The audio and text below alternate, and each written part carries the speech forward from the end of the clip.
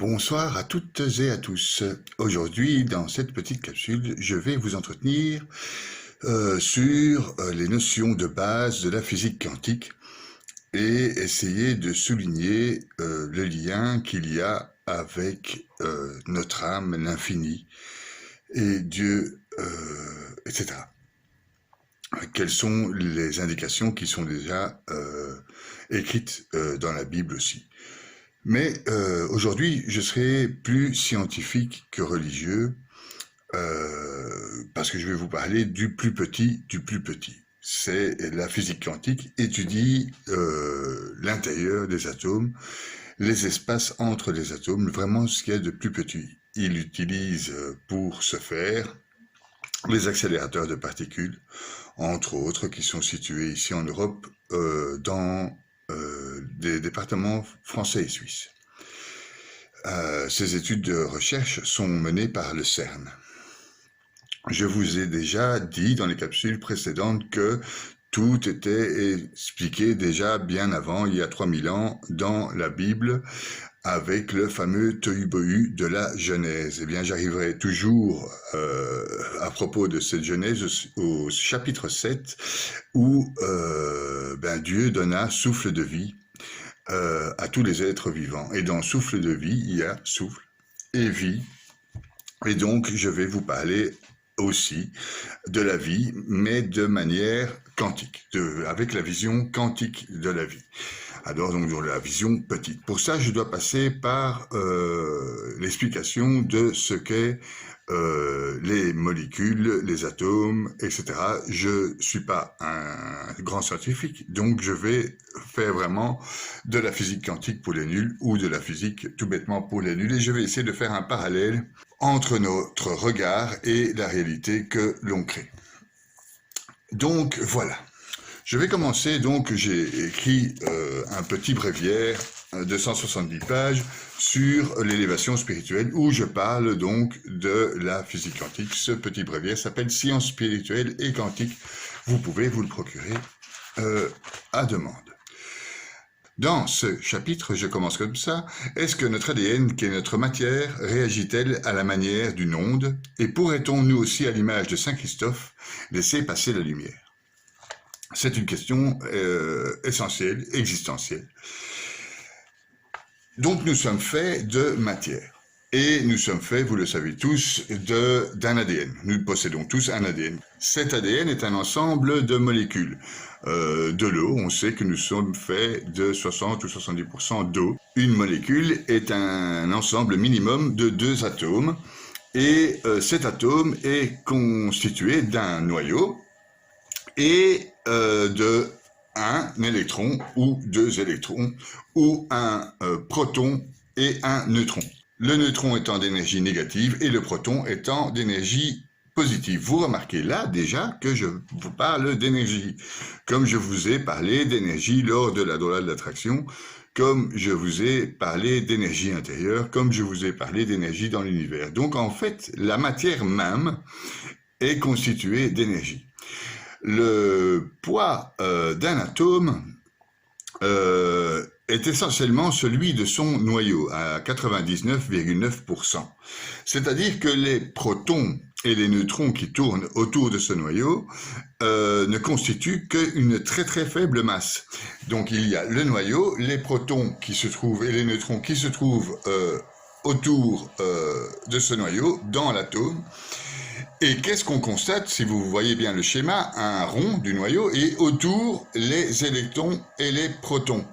Et au milieu, entre le noyau et la gravitation des protons et des neutrons, qu'est-ce qu'on voit? Là, rien. Et ce rien, c'est de l'énergie. C'est comme quand on regarde le ciel, c'est pas parce que c'est noir entre les étoiles qu'il n'y a rien. Ce sont des énergies. Il y a la matière noire, entre autres, entre tous les astres, il y a les gravitations, et tout ça, ce sont des énergies. Donc, si on observe bien la réalité, on peut déjà se poser une grosse question, parce que nous sommes constitués, en fait, de plus de choses invisibles que de choses visibles. Ok, donc les atomes eux-mêmes sont déjà constitués de plus d'énergie électrique que de matière, et la molécule étant constituée d'atomes, eh bien c'est le même principe. Donc en fait, finalement, nous sommes énergie. Bon, je l'ai déjà dit lors de les sujets précédents. Et je vais pas continuer à le développer dans le futur parce que c'est une notion primordiale à avoir. Il faut savoir que nous sommes énergie et que donc cette énergie est couplée avec l'énergie de l'univers, qui est couplée avec l'énergie de nos âmes, etc., etc. Nos âmes ne font qu'une entre elles, et tout ça, ce sont des énergies. J'essaie de le prouver ici par la physique quantique. Donc, je disais que il y avait le noyau autour les protons et les neutrons. Entre les protons et les neutrons, il y a de l'énergie. Et cette énergie ne possède pas de temps.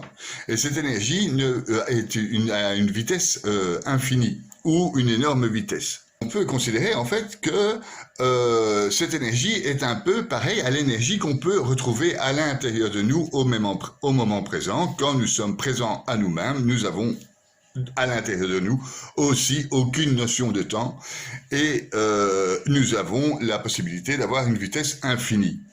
Les atomes se relient entre eux grâce aux électrons. C'est les électrons, donc la couche superficielle de l'atome, qui relie un atome à l'autre atome qui fait de la matière, qui fait tout d'abord la molécule.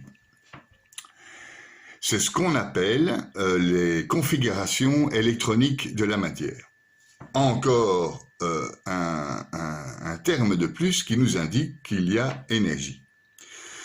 Il y a configuration électronique sur la surface de notre cerveau. L'enveloppe de notre cerveau, très gluante comme ça, est constituée essentiellement de biophotons. Et ces biophotons aussi font de ces énergies électroniques, électromagnétiques dans notre cerveau, ce qui nous permet d'avoir une connexion directe avec le cosmos. Il existe différentes tailles, même dans le plus petit, c'est ce que étudie la physique quantique, grâce aux accélérateurs de particules. La plus petite particule repérée pour l'instant dans l'univers est une particule d'énergie noire et elle s'appelle l'axion. L'axion a la possibilité de traverser la matière, c'est-à-dire qu'il est tout petit. Il est tellement petit qu'il a la possibilité de traverser la matière. La matière n'a aucun effet d'obstacle sur lui. Il est plus petit, il passe donc entre ces énergies. Mais il constitue quand même une matière. C'est ce qu'il y a de plus petit pour l'instant dans l'univers. C'est ce qu'on a repéré de plus petit dans l'univers. Alors, est-ce que notre univers, notre galaxie, ne serait-elle pas, elle aussi, qu'une seule molécule, un seul ouvrage, une seule entité?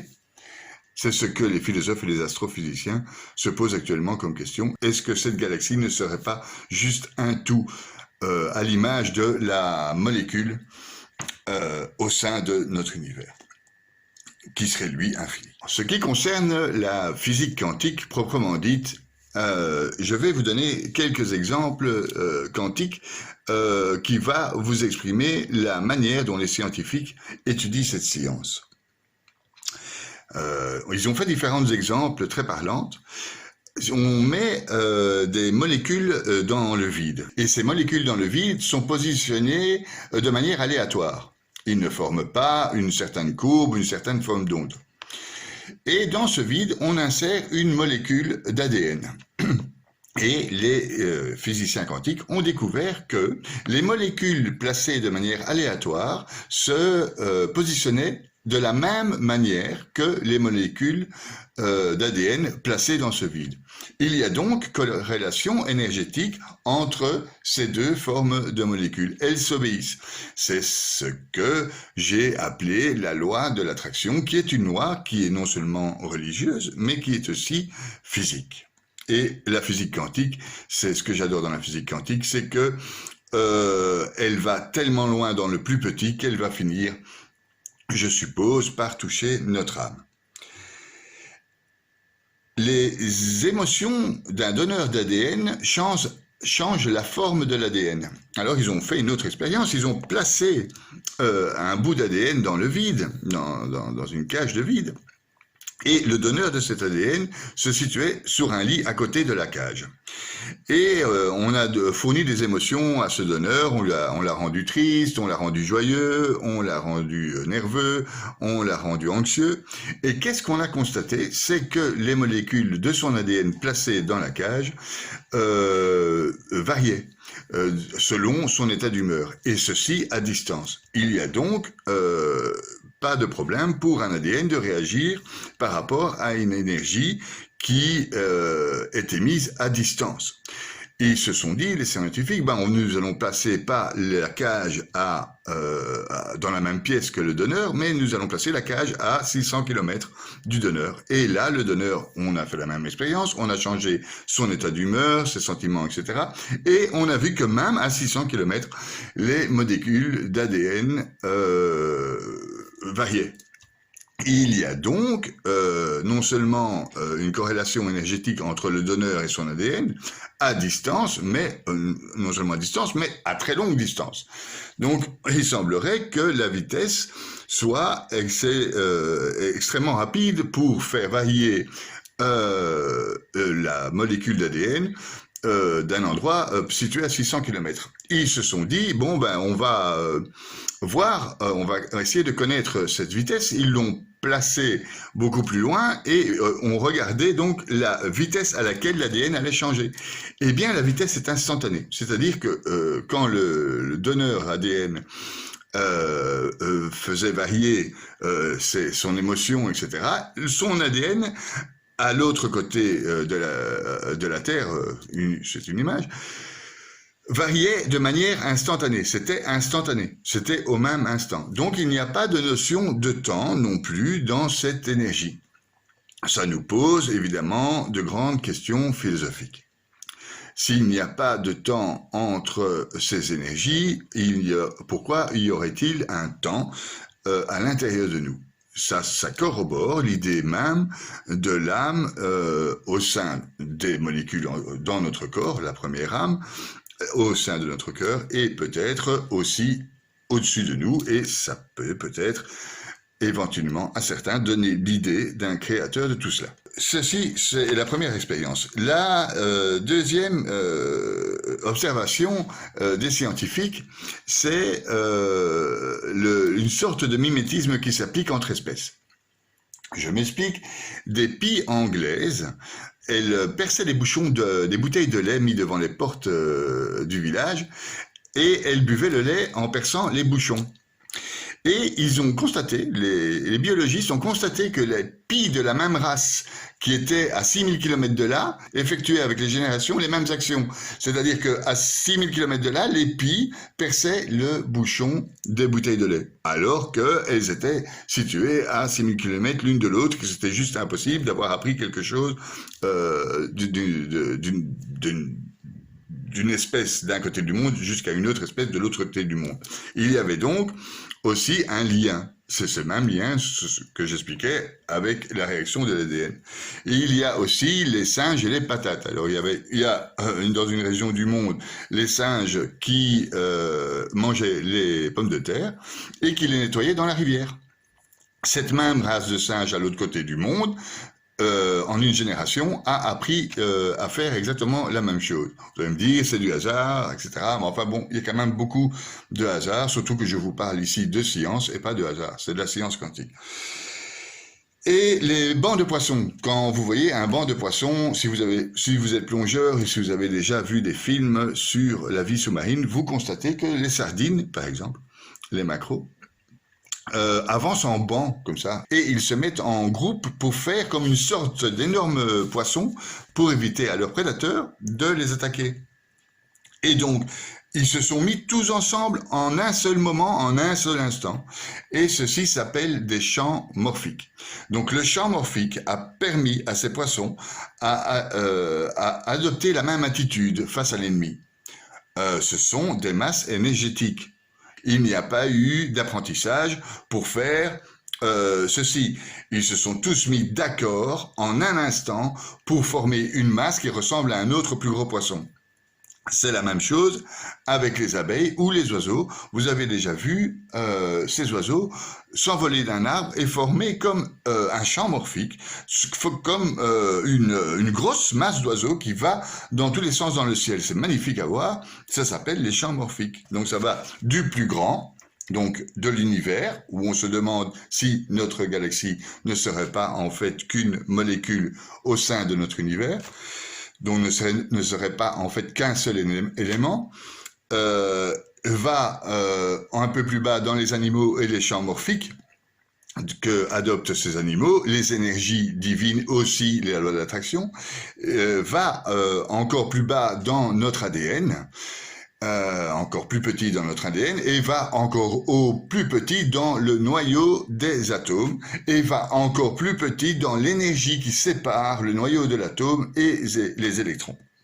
Donc voilà ce que fait la physique quantique. Elle étudie le plus petit du plus petit, et c'est en rapport avec le plus grand du plus grand, paradoxalement. Il y a une expérience de base de la physique quantique. Cette expérience prouve que les molécules agissent à la manière d'une onde. Je vous explique. On prend une molécule. Et devant cette molécule, on met un écran. Je vais vous mettre l'image sous l'écran.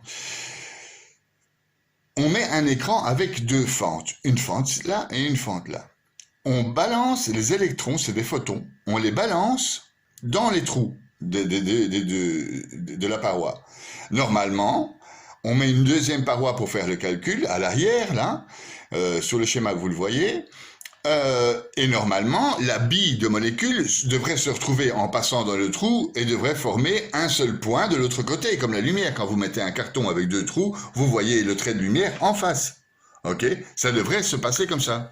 Eh bien, ça ne se passe pas du tout comme ça au calcul. C'est-à-dire que la particule passe la fente, et à ce moment-là, lors de la mesure sur la deuxième paroi, on constate plusieurs points. Ça veut dire que ces plusieurs points, ça veut dire que en passant la fente, oui, la molécule est devenue une onde. Quand on la calcule à cet endroit-là, oui, c'est devenu une onde et pas un seul point. Une molécule n'est pas finalement un seul objet qui réagirait comme un seul objet et qui se répercuterait sur la paroi d'en face comme un seul objet. Non, elle se répercute sur la paroi d'en face à la manière de plusieurs objets, donc une onde. Donc, même la molécule est une onde, est énergie. C'est ce que j'ai plus ou moins expliqué en vous parlant du noyau, des neutrons, des électrons, des protons et tout ça. Il y a énergie électromagnétique, il y a énergie électronique. Ils se sont aperçus que selon les mesures, la particule passait ou bien dans la fente de droite ou bien dans la fente de gauche. Elle choisissait sa fente. Il y avait donc un choix. On ne peut pas parler pour une molécule, je suppose, de libre arbitre, quoique, parce que y a quand même une masse énergétique là-dedans, et que nous sommes une masse énergétique et que nous avons un libre arbitre. Mais en tout cas, la molécule choisissait sa fente. Non seulement elle choisissait sa fente, mais si, selon le calcul, elle pouvait aussi faire demi-tour, retourner vers son emplacement d'origine et choisir l'autre fente. Et ça, c'est carrément l'explication de l'espace-temps. C'est-à-dire que là, ça commence à faire très fort. C'est-à-dire non seulement nous sommes énergie, mais en plus, on peut se déplacer dans le temps. On peut revenir sur nous-mêmes et repasser dans l'autre sens. Ça devient aussi l'histoire de certains religieux ou certains saints qui avaient le don de bilocation, comme Saint Patrick Pio, qui avait le don de bilocation. Il se trouvait à un endroit et en même temps à un autre endroit. Bon, ça c'est ce que dit l'Église concernant Patrick Pio. Et de bien d'autres saints ont eu ce don de bilocation. C'est indiqué aussi dans la Bible quand Jésus se trouve après sa résurrection sur le bord du Jourdain. Je ne suis pas sûr que ce soit le Jourdain. Mais voilà, donc le don de bilocation. Les molécules ont ce don de retourner dans le temps. d'après ces explications. Maintenant, je ne suis pas physicien quantique, c'est une science en tant que telle. Il faut être mathématicien et scientifique de haut niveau, mais j'essaye de vous dégrossir un peu ce que c'est la physique quantique, afin de vous apprendre que nous sommes créateurs de notre réalité et que notre réalité n'est pas celle qu'on croit, et afin que vous puissiez vous élever spirituellement en regardant à l'intérieur de vous et en constatant que à l'intérieur de vous, il y a plein d'objets quantiques. Donc, toutes ces lois concernant les énergies, finalement, électroniques ou électromagnétiques, aboutissent à d'autres calculs des astrophysiciens. Donc, les astrophysiciens, écoutant les physiciens quantiques, se sont dit que finalement, notre univers pourrait réagir lui-même à la manière d'une onde, à la manière de l'électricité, pour résumer, et que donc il pourrait avoir des autres univers, donc des univers positifs et des univers négatifs. Vous savez, une onde, ça va comme ça, vers le haut, positif, et puis ça va vers le bas, vers le négatif. Et donc, ils sont aboutis sur la loi des cordes. C'est une loi de physique quantique qui dit que chaque molécule a minimum 2 états, prouvés donc par ce phénomène. Et donc, dans l'univers, les astrophysiciens quantiques ont déduit qu'il pourrait y avoir des multivers, c'est-à-dire minimum 2 univers. Einstein avait modélisé l'espace par des points, comme un quadrillage avec notre planète. Vous avez déjà vu ce dessin, un quadrillage, je vais vous le mettre aussi. Un quadrillage avec notre planète au milieu. Et ce quadrillage c'était chaque fois un point, un seul point. Eh bien, les physiciens quantiques ne font de ce point, certains, pour la loi des cordes, 2 points, un positif, un négatif. Et ça va plus loin avec d'autres physiciens fous.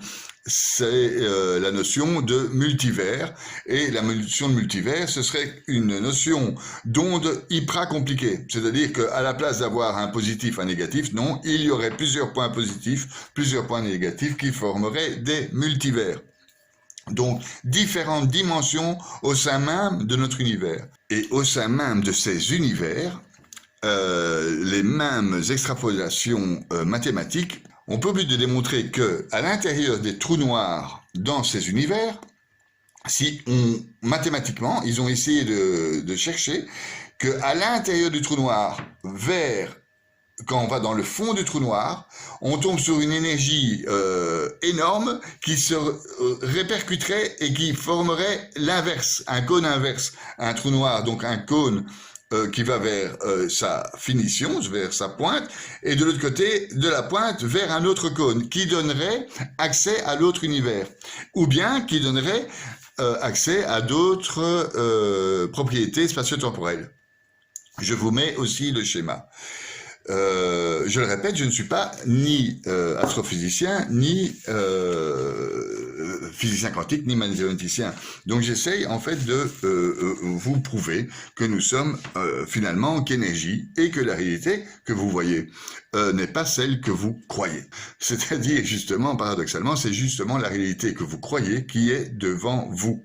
Car nous sommes finalement faits que de particules énergétiques, et donc tout ce qui est devant vous est créé de toutes parts par vos yeux, et par la manière dont vous appréhendez les choses, ou par la manière dont vous avez appris à appréhender les choses.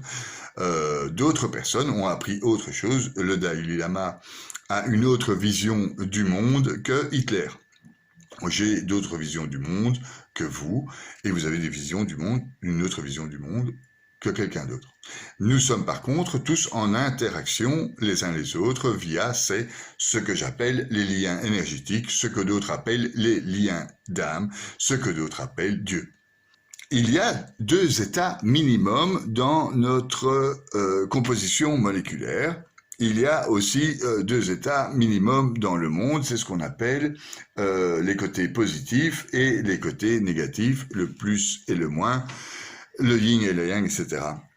l'expérience de Schrödinger. Alors, l'expérience de Schrödinger, elle est très connue en physique quantique. C'est l'expérience où ils ont mis un chat dans une boîte. Et dans cette même boîte, ils ont mis un atome. Et à côté de l'atome, ils ont mis une boîte à poison. Ils ont contrôlé la fission de l'atome. Et il faut savoir que dans les fissions atomiques, il y a ou bien l'état neutre, ou bien l'état d'explosion.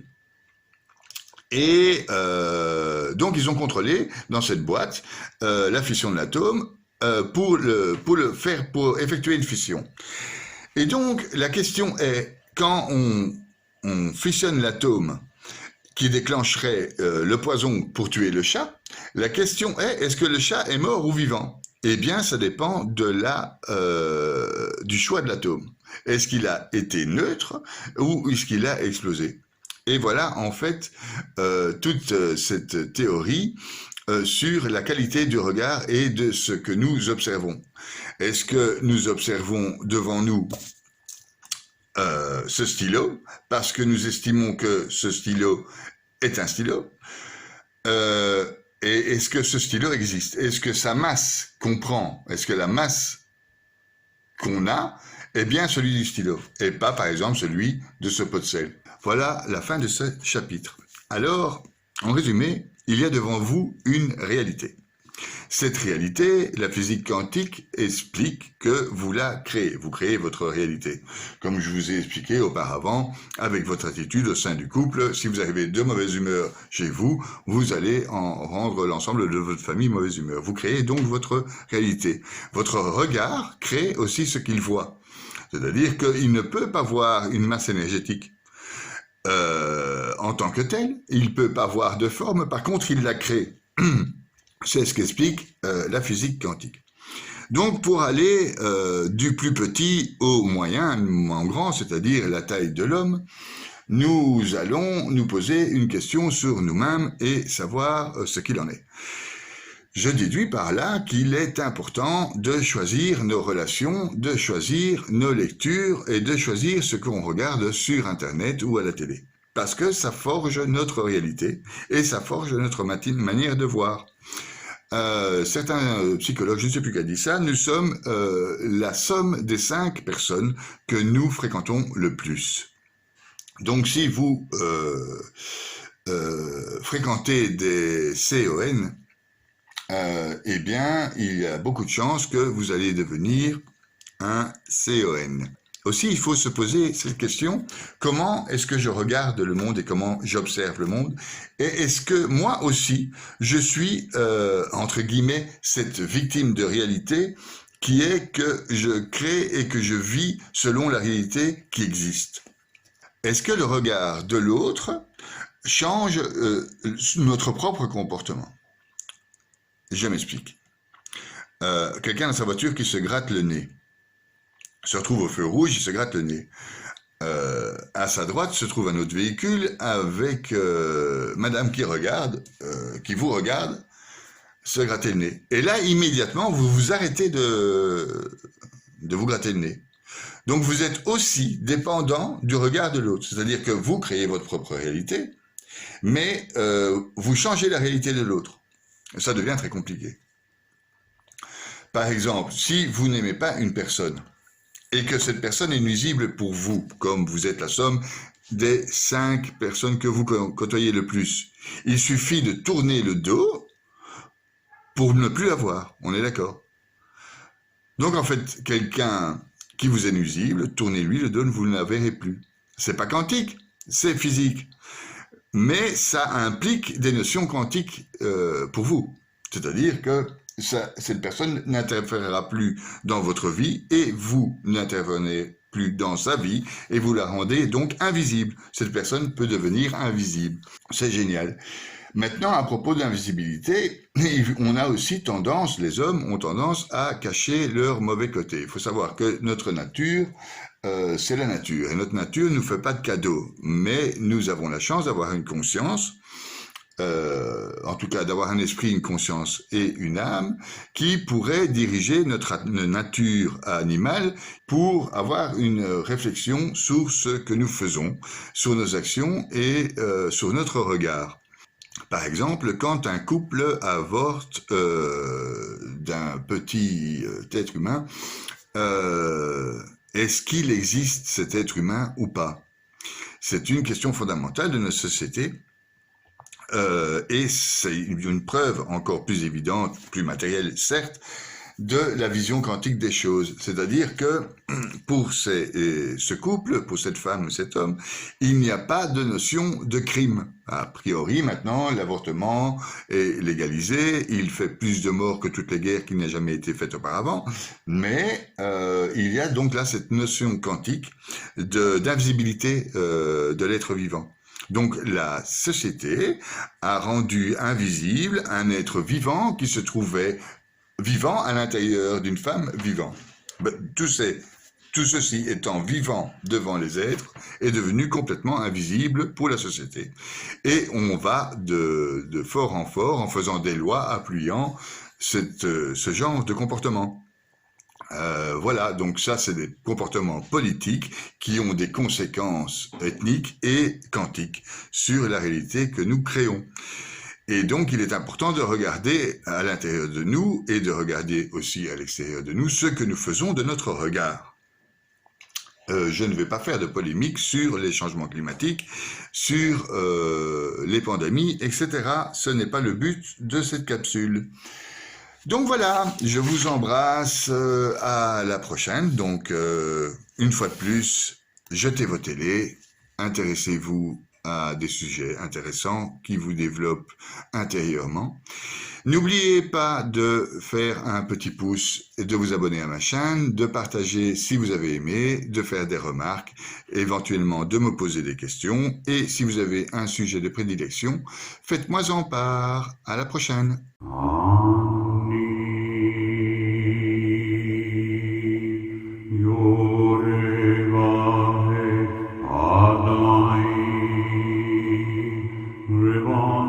Shall